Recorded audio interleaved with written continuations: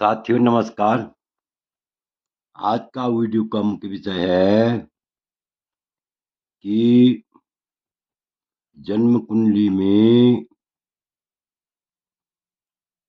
सूर्य और चंद्रमा का शुभ और अशुभ फल किस प्रकार से होता है। ध्यान से देखिए, सूर्य चंद्रमा जन्म कुंडली में कब शुभ फल देते हैं और कब अशुभ फल देते हैं, अर्थात चंद्रमा और सूर्य किस स्थिति में शुभ और अशुभ फल देते हैं। इसी विषय पर हम विस्तार पूर्वक चर्चा करेंगे। तो देखिए, लिखा हुआ है कि सूर्य चंद्रमा का शुभ अशुभ फल। तो इसको ध्यान से देखिए। इससे पहले मेरा आप लोगों से अनुरोध है कि आपने ये अभी तक मेरा चैनल सब्सक्राइब नहीं किया तो अवश्य सब्सक्राइब करने का कष्ट करें, वीडियो को लाइक करें, शेयर करें।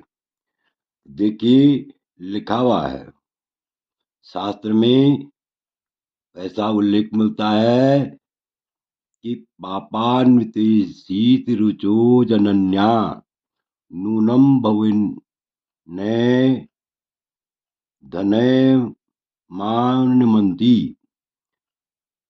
तदृग दिनेशय पितनाश करता मिश्रम विमिश्रम फलमत्र कल्प्यम। तो ध्यान से देखिए, पहले इसकी व्याख्या देखिए कि जिस जातक की जन्म कुंडली में चंद्रमा चंद्रमा यदि पाप ग्रह से युक्त हो, जिस व्यक्ति की जन्म कुंडली में चंद्रमा यदि पाप ग्रह से युक्त हो, अर्थात चंद्रमा के साथ पाप ग्रह बैठा हो, तो नूनम, यहां पर नूनम शब्द आया है। नूनम का मतलब अवश्य ही, 100%। नूनम शब्द आया है ना, तो इसलिए नूनम का मतलब अवश्य ही, निश्चय ही भवेत नैधनम मनंती, अर्थात निश्चय ही उसकी माता की और माता की क्या होती है, नैधनम, निधन होता है। ध्यान से देखिए, जिस जातक की जन्म कुंडली में चंद्रमा पाप ग्रह से युक्त हो, नूनम, ऐसे जातक की निश्चय ही, यानी माता की मृत्यु होती है। और यदि तादृश तादृशं दृग दिनेश, यदि सूर्य पाप ग्रह से युक्त हो, जिस जातक की जन्म कुंडली में सूर्य पाप ग्रह से युक्त हो, तो पितृनाश करता, तो ऐसे में पिता की मृत्यु होती है। पिता की क्या होती है, मृत्यु होती है। और मिश्रम विमिश्रम फलम अत्र कल्पम, मिश्रम अर्थात शुभ ग्रह, विमिश्रम अशुभ ग्रह, दोनों यदि चंद्रमा के साथ बैठे हुए हों, चंद्रमा के साथ शुभ ग्रह भी बैठे हुए हों, मिश्रम विमिश्रम, शुभ ग्रह भी बैठे हुए हों और अशुभ ग्रह भी बैठे हुए हों, तो ऐसे में तारतम्य से शुभ और अशुभ दोनों का फल कहना चाहिए। इसी प्रकार यदि सूर्य के साथ, यदि सूर्य के साथ शुभ ग्रह भी बैठे हुए हों और अशुभ ग्रह भी बैठे हुए हों, तो ऐसे में तारतम्य से शुभ और अशुभ फल कहना चाहिए। पाप ग्रह की अवधि में और शुभ ग्रह की अवधि में, पाप ग्रह की अवधि में अशुभ फल की प्राप्ति होगी और शुभ ग्रह की अवधि में शुभ ग्रह की प्राप्ति होगी। अब आगे देखिए, सुबान तो जन्म निशीत रश्मि मैश्वर्य कीर्ति वृद्धि लाभ करोति जातम सकुलम प्रदीपम श्रेष्ठ प्रतिष्ठम नृपगौरवेण। लिखा हुआ है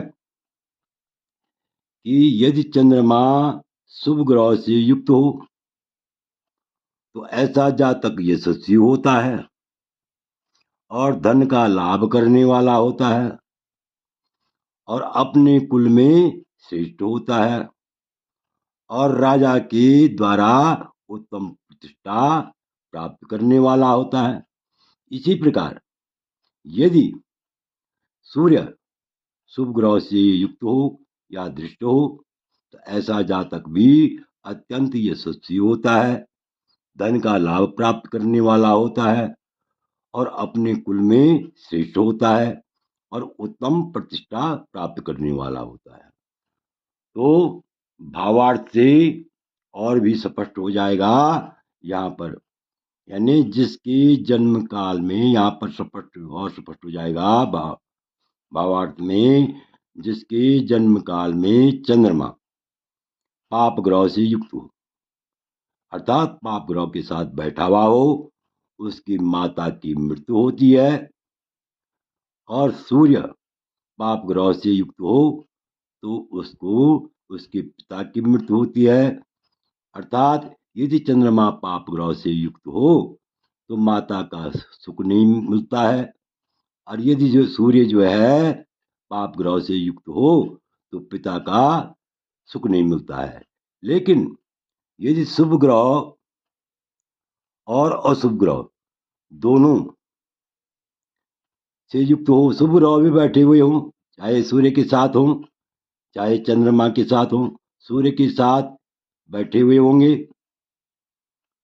तो माता का सुख, पिता का सुख मिलता है और चंद्रमा के साथ बैठे हुए हों तो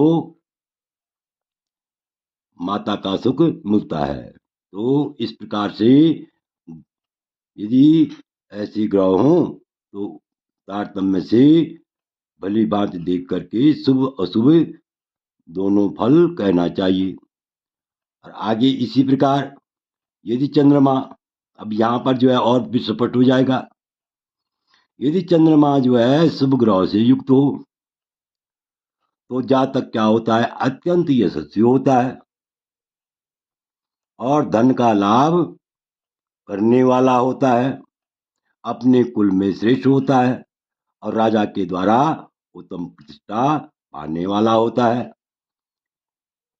और यदि चंद्रमा के साथ अशुभ ग्रह बैठे हुए हों तो ऐसे में जो है जातक मातृ सुख से वंचित रहता है।